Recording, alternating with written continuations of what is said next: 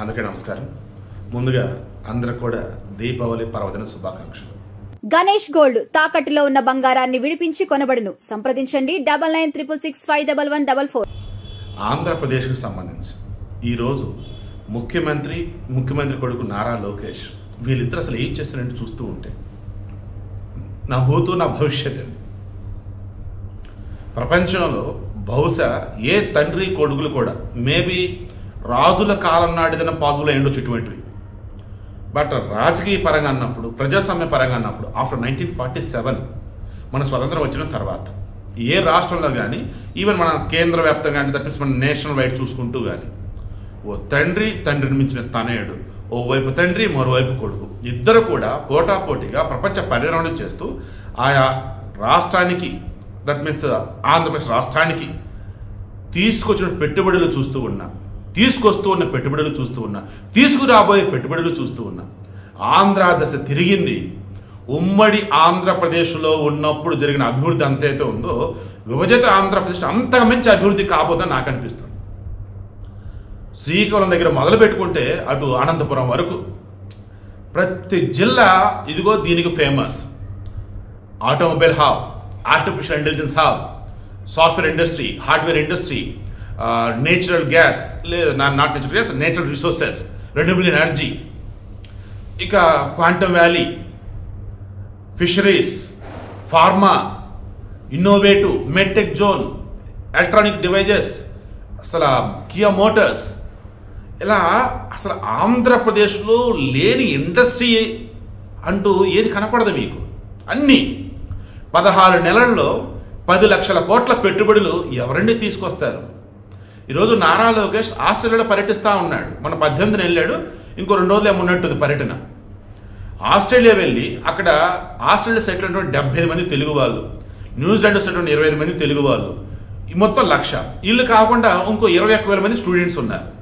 వాళ్ళందరికీ ఆయన ఏం చెప్పారంటే ఎన్ఆర్ఐ కాదు మీరు మోస్ట్ రిలయబుల్ ఇండియన్స్, ఎంఆర్ఐ మీరే అని చెప్తూ, ఏపీకి మీరే బ్రాండ్ అంబాసిడర్ అని చెప్తూ తెలుగు డయాస్పోరా మొత్తాన్ని కూడా ఆయన ఎలా ఎంపవర్ కాదండి, ఎలా మోటివేట్ చేశాడు అంటే ప్రతి ఒక్కళ్ళు yes this is my responsibility feel అయ్యే చేశారు. నేను చెప్పదలుచుకుంది ఏంటయ్యా ఈరోజు అంటే రేపు వైజాగ్లో ఇన్వెస్ట్మెంట్ సమ్మిట్ అని జరగబోతుంది. రేపు నవంబర్ 14, 15 నాకు తెలిసి. దానికి గాను మన చంద్రబాబు గారు ఏం చేస్తున్నారు, రేపు 23, 24, 25 3 రోజుల పాటు దుబాయ్ పర్యటనలో ఉంటారు. తర్వాత నవంబర్ 2, 3, 4, 5 ఈ 4 రోజులు లండన్ పర్యటనలో ఉంటారు. ఎవరు? చంద్రబాబు గారు. ఏంటి వీళ్ళు చేస్తుంది? Top most company chief executive office సీఈఓలతో కలవటం, చైర్మన్లతో కలవటం, వీళ్ళు కాకుండా ఆయా దేశాల ప్రధానులతో, వైస్ ప్రెసిడెంట్లతో, ప్రెసిడెంట్లతో, రాయబారితో కలవటం. ఏపీలో పెట్టుబడులు ఎందుకు పెట్టాలి, ఏపీలో ₹1 పెట్టుబడి పెడితే వాళ్ళకి తిరిగి వచ్చేది ఎంత రిటర్న్స్, అండ్ ఆంధ్రప్రదేశ్ అనే ఒక రాష్ట్రం భారతదేశంలో మిగతా రాష్ట్రాల కన్నా ఎందుకు గొప్పది పెట్టుబడులు పెట్టాలన్నప్పుడు, పెట్టుబడులు స్వర్గధామని అంటున్నారు ఎందుకు? ఇప్పటికే ఉన్నటువంటి చుట్టుపక్కల రాష్ట్రాలలో మీరు గమనిస్తే సరైన ల్యాండ్ సౌకర్యం లేకపోవటం, వాళ్ళకి ఇన్ఫ్రాస్ట్రక్చర్ వైజ్ అన్నప్పుడు కొన్ని ఆ ఇబ్బందులు ఈ ఇబ్బందులు ఉంటూనే ఉన్నాయి. ఇప్పుడు ఏపీలో వచ్చేసి బోల్డ్ అంత ల్యాండ్ ఉంది, నేచురల్ రిసోర్సెస్ అద్భుతంగా ఉన్నాయి, and transport wise, infrastructure wise మనకి లేని వంటలు. వైజాగ్ వచ్చేసి పురాతనమైనటువంటి షిప్ పోర్ట్ అన్నట్టు చెప్పుకోవచ్చు, ఇండియాలో అతిపెద్ద షిప్ యార్డ్ లాగా చెప్పుకోవచ్చు. అండ్ ఈవెన్ ఓవరాల్ ఏపీలో మీరు మొత్తం చెక్ చేసుకుంటా పోతే 1,00,000 కోట్లు వర్త్ ఉన్నటువంటి దాని జీడిపి అందామా అది కూడా వైజాగ్ నుంచే వస్తుంది. వైజాగ్లో సెంట్రల్ గవర్నమెంట్ ఇన్స్టిట్యూషన్ లేదు, అండ్ నేవల్కి వచ్చేసి మెయిన్ అది. ఇప్పుడు కొత్తగా కొన్ని ఎయిర్పోర్ట్లు వస్తున్నాయి, అండ్ మోరర్ పోర్టులు కడుతున్నారు. ఇలా చెప్పుకుంటూ పోయినప్పుడు దొనకొండ దగ్గర వచ్చేసి డిఫెన్స్ వాళ్ళ ప్రాజెక్ట్ ఒకటి వస్తుంది.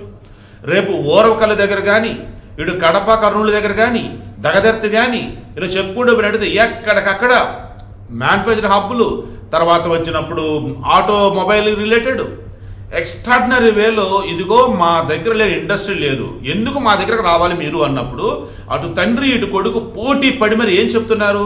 ఉన్నదే చెప్తున్నారు. ఏముంది? ఏపీలో సఫిషియెంట్ ల్యాండ్ ఉంది, ఆ రాష్ట్ర ప్రభుత్వం నుంచి మీకు కావాల్సినవన్నీ కూడా మేము సమకూరుస్తాం, ఈవెన్ రాష్ట్రానికి సంబంధించి ఏదైతే మీరు ట్యాక్స్ రూపాయలు చెల్లిస్తామో దాన్ని రీఎంబర్స్ చేస్తాం, నాట్ ఎంటైర్ లైఫ్ అండి, 2 సంవత్సరాలు 3 సంవత్సరాలు 4 సంవత్సరాలు 5 సంవత్సరాలు అన్నట్టు. ఇలా చెప్తూ రేపు పోలవరాన్ని 2027 జూన్ కానీ డిసెంబర్ నాటి కానీ కంప్లీట్ చేస్తామని చెప్పారు. అండ్ అమరావతి వచ్చేటప్పటికి 3 ఇయర్స్లో అద్భుతంగా దీనికి ఒక రూపురేఖల సూపర్గా తీసుకురాబోతున్నారు. ఇలా చెప్పుకుంటూ పోతే మీరు నమ్ముతారో లేదో, మొన్న వాళ్ళ మేనిఫెస్టోలో పెట్టింది 2024-29 మధ్యకాలంలో 20 లక్షల ఉద్యోగాలు అన్నారు. వచ్చి 16 నెలలే అవుతుంది. ఇప్పటివరకు గవర్నమెంట్ సెక్టర్ ప్రైవేట్ సెక్టర్ మొత్తం కలగలిపి 5 లక్షల ఉద్యోగాలు భర్తీ చేశారు. అండ్ ఎవ్రీ ఇయర్ డిఎస్సి ఇస్తున్నారు. తర్వాత వచ్చేసి పోలీసు రిక్రూట్మెంట్లు. నిన్ననే మరల నాయుడు మారిపోయాడ్రా అన్నట్టు ఉద్యోగులు అనుకునేలాగా నిజంగానే నాయుడు మారిపోయి ఉద్యోగులతో మాట్లాడుతూ ఫ్రెండ్లీగా ఉంటూ వారి బకాయిలు ఏమేమి చెల్లించాలనేది డిస్కస్ చేసి అవి ఇస్తూ, ఆర్టీసీ ఉద్యోగులు వచ్చేసి ప్రభుత్వంలో భాగం ఎరగడం ప్రమోషన్లు ఇస్తూ ఇలా చెప్పుకుంటూ పోయినట్టయితే నిజమైనటువంటి దీపావళి ఈరోజు ఆంధ్రప్రదేశ్ ప్రజలకి ఈయన మాటల ద్వారా చేతల ద్వారా చూపించారు. లోకేష్ వచ్చేసి ప్రపంచ పర్యటన చేస్తూ మరికొద్ది రోజులలో చంద్రబాబు నాయుడు వెళ్ళబోతున్నాడు ప్రపంచ పర్యటనకి. నానా నీకన్నా నేను ఎక్కువ తెచ్చా అని చెప్పేసి ముందు చెప్తే, పిల్లోడా రేపు నేను వెళ్తాను చూడరా నీకన్నా ఎక్కువ పెట్టుబడులు తీసుకొస్తాను అన్నట్టుగా ఈయన చేస్తాడు. నేను మరలా చెప్తున్నా, కొంచెం పండగ రోజు ఒక ఆనందం ఎక్కువైపోయింది ఇలా చెప్తున్నాను. కానీ స్మూత్గా చెప్పాల్సి వచ్చినట్టయితే వీళ్ళు రేపు ఇన్వెస్ట్మెంట్ సమ్మిట్కి ఎవరెవరు పిలిచారు తెలుసా? టాప్ మోస్ట్ కంపెనీల సీఈఓలని, చైర్మన్లని, ఎండీలని, ఆయా దేశాల ప్రతినిధులని, ఐక్యరాజ్య సమితి కార్యదర్శి యాంటోనియో గుటెరస్ని పిలిచారు. అంటే ప్రపంచం మొత్తాన్ని కూడా డెస్టినేషన్ అన్నప్పుడు వైజాగ్ అనేది ఈరోజు కనపడాలన్నట్టుగా ఒకటి, ఒక రాష్ట్రం అనేది ఏదైనా కనపడాలి అన్నప్పుడు ఆంధ్రప్రదేశ్ ఉందని ఒకటి, ఇలా ఎక్స్ట్రాడినరీ వేలో పోటీ పడి మరి ఓ పక్క లోకేష్, ఓ పక్క చంద్రబాబు నాయుడు ప్రపంచ పర్యటన చేస్తూ థింక్ గ్లోబల్లీ వర్క్ లోకల్లీ అన్న వేలో ఈరోజు అద్భుతంగా తమ యొక్క పర్ఫార్మెన్స్ చూపిస్తూ రానున్న రోజులలో కానీ గతాన్ని కానీ మొత్తం మీరు చెక్ చేసుకుంటున్నట్టయితే వర్తమానంలో ఈ తండ్రి కొడుకులు ఇద్దరు పనిచేస్తున్న విధానం చూసి ప్రతి ఒక్కరికి శభాష్ అనిపిస్తుంది. అండ్ ఆంధ్రప్రదేశ్ ఆంధ్రులంతా కూడా అయ్యో 2019-24 మధ్య కనుక ఇదే చంద్రబాబు నాయుడు ఇదే లోకేష్ కనుక ఉన్నట్టయితే ఈ తండ్రి కొడుకులు ఏపీని ప్రపంచ పటంలోనే ఓ రేంజ్లో పెట్టేవాళ్ళు కదా. ఏం చేస్తాం? తప్పు చేస్తాం, తప్పును దిద్దుకుంటున్నాం, ఇక లైఫ్లో తప్పు చేయకూడదు. నాకు క్లియర్గా మన చంద్రబాబు నాయుడు చెప్పారండి, వైకుంఠపాలి గేమ్ అంటారు, పాము పటం లాగా ఉండేది కదా. దయచేసి ఇక మీద ఆంధ్రప్రదేశ్ని ఆ వేళ ఆలోచించొద్దన్నాడు. ఎందుకు? నిచ్చెనలకి కొంతమంది వెళ్తున్నారు, పాము కాటికొచ్చి కింద కొంతమంది వస్తున్నారు. సో వైకుంఠపాలి గేమ్ మనకొద్దు, ప్రశాంతంగా అద్భుతంగా అడుగులు ముందుకేసి డెవలప్ చేసుకుంటూ వెళ్ళిపోదాం. రాజకీయ ట్రాప్లో పడొద్దు. పోనీ ఉద్యోగులలో కొంతమంది వైసీపీ వారికి అనుబంధంగా ఉన్నా వద్దయ్యా, ప్రశాంతంగా మీ ఉద్యోగాలు మీరు చూసుకోండి, ప్రశాంతంగా రాష్ట్రం డెవలప్ చేసుకుందాం, మీకున్న సమస్యలు ఏంటి చెప్పండి, అవి నెరవేరుద్దాం.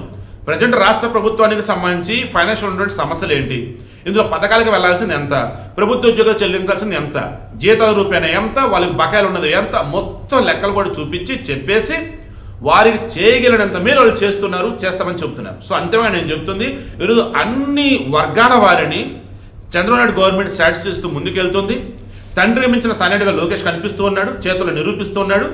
ఓవరాల్గా తండ్రి కొడుకు ఇద్దరు కూడా ప్రపంచ పర్యటనలు చేస్తూ ఏపీకి పెట్టుబడులను తీసుకొస్తున్నారు భారీగా. అండ్ రాను రోజులలో ఆంధ్రప్రదేశ్ అంటే భారతదేశంలో అగ్రపదాన ఉన్నటువంటి అభివృద్ధి చెందినటువంటి రాష్ట్రం అన్న వేలో ఖచ్చితంగా ఉంటుంది అనడంలో నో డౌట్.